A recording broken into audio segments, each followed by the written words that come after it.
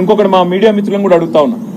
రాజ్యాంగంలోని ఆర్టికల్ 14, 19, 21 ఈ 3 ఆర్టికల్స్ ప్రకారం రాజ్యాంగం ప్రకారం భారత రాజ్యాంగం ప్రకారం ఒక అస్వస్థతగా ఇబ్బందుల్లో ఉన్న వ్యక్తికి బేడీలు వేయడం అంటే వారి హక్కులను హరించడమే. బిఎన్ఎస్ఎస్ అనే కొత్త చట్టం వచ్చింది.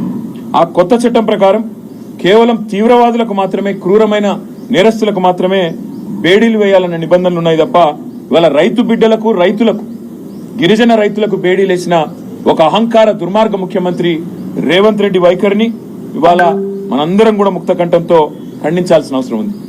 పోలీస్ మాన్యువల్స్ ప్రకారం, జైలు మాన్యువల్ ప్రకారం కూడా అండర్ ట్రయల్ ఖైదీలను ట్రీట్ చేయాల్సిన విషయంలో ఉన్న అన్ని చట్టాలను కూడా తుంగలో దొక్కుతా ఉన్నారు. దీన్ని కూడా రాష్ట్ర ప్రధాన న్యాయమూర్తి గారు దయచేసి పరిగణలోకి తీసుకోవాలని వారికి నా విజ్ఞప్తి.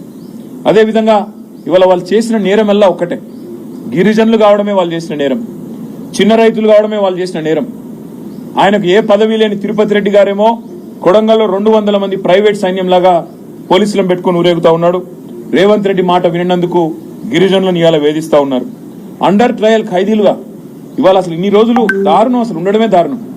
వికారాబాద్ కొడంగల్ కోర్టు నుంచి హైదరాబాద్ లోని నాంపల్లి కోర్టుకి పేపర్లు ట్రాన్స్ఫర్ చేయకుండా 20 రోజుల పాటు జాప్యం జరగడం వల్ల, ప్రొసీజరల్ డిలే వల్ల ఇలా మా నాయకుడు నరేందర్ రెడ్డితో పాటు ఇంతమంది 20 రోజుల పాటు ఉత్త పుణ్యానికి జైళ్లలో మగ్గుతా ఉన్నారు. అందుకే ముఖ్యమంత్రి ఆదేశాలు, ముఖ్యమంత్రి యొక్క ఉద్దేశపూర్వకమైన ఎజెండానే దీని వెనకాల మాకు కనబడతా ఉంది.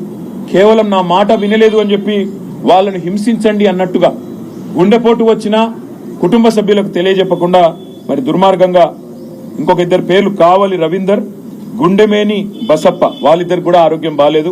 వాళ్ళను కూడా వెంటనే విడుదల చేయాలి. అదే వారితో పాటు మిగతా వాళ్ళందరినీ కూడా వెంటనే విడుదల చేయాలని చెప్పి కూడా మేము డిమాండ్ చేస్తా ఉన్నాం. అదే మాదిరిగా మిగతా రైతుల మీద కూడా నెల రోజులు జరిగిన తర్వాత కూడా ఇంత దుర్మార్గంగా, ఇంత అరాచకంగా ప్రభుత్వం ఏదైతే వ్యవహారం చేస్తా ఉన్నదో ఈ విషయంలో ఇకనైనా రేవంత్ రెడ్డి భేషజానికి పోకుండా, అనవసరపు అహానికి పోకుండా ముందుకొచ్చి స్పందించి ఆ కేసులు విత్డ్రా చేసుకుని వారిని తక్షణమే విడుదల చేసి వారి కుటుంబ సభ్యులకు అప్పచెప్తే వారి ఆరోగ్యాన్ని, వారి ప్రాణాలను కాపాడిన వాడైతాడు. లేకపోతే మాత్రం చరిత్రహీనుడిగా మిగిలిపోతాడని చెప్పి తెలియజేస్తూ మీడియా మిత్రులకు కూడా చివరిగా ఒకటే విజ్ఞప్తి.